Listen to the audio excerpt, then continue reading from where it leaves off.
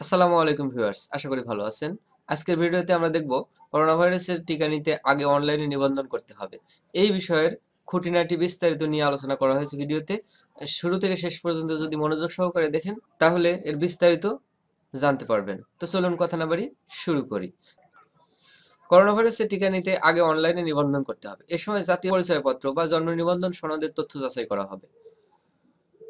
করোনার টিকা কেন্দ্র স্থাপনের জন্য আলাদা ১৫ ধরনের প্রতিষ্ঠান নির্ধারণ করা হয়েছে। এই টিকা দেওয়ার জন্য প্রচলিত টিকা কেন্দ্র ব্যবহার করা হবে না।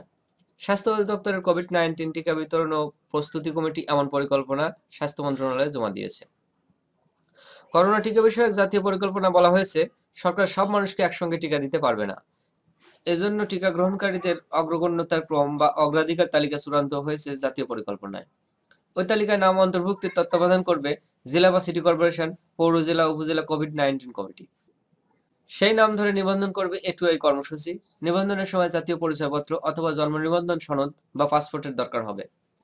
এর পাশাপাশি কর্মকর্তা বা কর্মচারীর নিজস্ব প্রতিষ্ঠানের পরিচয়পত্র ব্যবহার করা হবে। সূত্র জানায়, ভ্যাকসিনের অগ্রগতি নিয়ে প্রধানমন্ত্রীর কার্যালয়ে একটি সভাও হয়েছে। সেখানে ভ্যাকসিনের প্রস্তুতি নিয়ে আলোচনা হয়।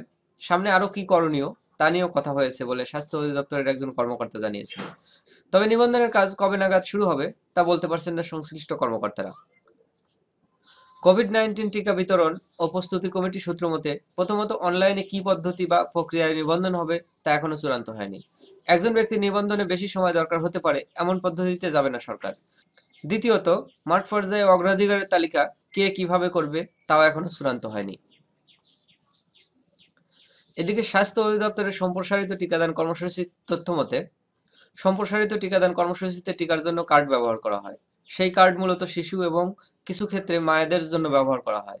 করোনা টিকার জাতীয় পরিকল্পনায় নতুন কার্ড তৈরির কথা বলা হয়েছে। কার্ডে প্রথম ডোজ ও দ্বিতীয় ডোজের জন্য পৃথক রং ব্যবহারের কথা বলা আছে। প্রথম ডোজের মতো টিকার দ্বিতীয় ডোজ গ্রহণের সময় এই কার্ড সঙ্গে রাখতে হবে। কার্ডে ব্যক্তির মৌলিক তথ্যের পাশাপাশি যক্ষ্মা, ক্যান্সার, এইচআইভি, কিডনি রোগ আছে কিনা সেই তথ্য জানার ব্যবস্থা থাকবে বলে স্বাস্থ্য অধিদপ্তরের সম্প্রসারিত টিকাদান কর্মসূচি সূত্রে জানা গেছে। করোনার টিকার জাতীয় পরিকল্পনায় বলা আছে, সব টিকা গ্রহীতা টিকা নেওয়ার সময় সমান সুযোগ পাবে। বৃদ্ধ এবং দীর্ঘস্থায়ী রোগে আক্রান্ত ব্যক্তিদের টিকা নেওয়ার ক্ষেত্রে কোনো সমস্যা না হয় এমন কথা মাথায় রেখে টিকা কেন্দ্র স্থাপনের কথা ভাবা হয়েছে। টিকা কেন্দ্রে বসার জন্য পর্যাপ্ত আসন থাকবে। টিকাদানের কক্ষগুলোতে পর্যাপ্ত আলো বাতাসের ব্যবস্থা থাকবে। বৃদ্ধ ও দীর্ঘস্থায়ী রোগে ভোগা ব্যক্তিদের দেখভাল করার জন্য প্রতি কেন্দ্রে একজন করে স্বেচ্ছাসেবক রাখা হবে। সম্প্রসারিত টিকাদান কর্মসূচিতে ব্যবহৃত কেন্দ্রগুলো করোনা টিকা দেওয়ার জন্য ব্যবহার করা হবে না।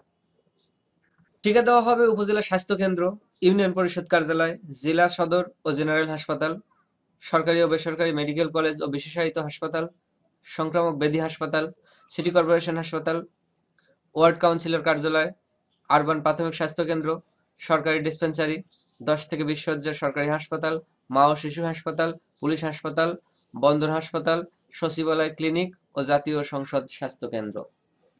সম্মানিত দর্শক মণ্ডলী, ভিডিওটি কেমন লাগলো অবশ্যই কমেন্ট করে জানাবেন।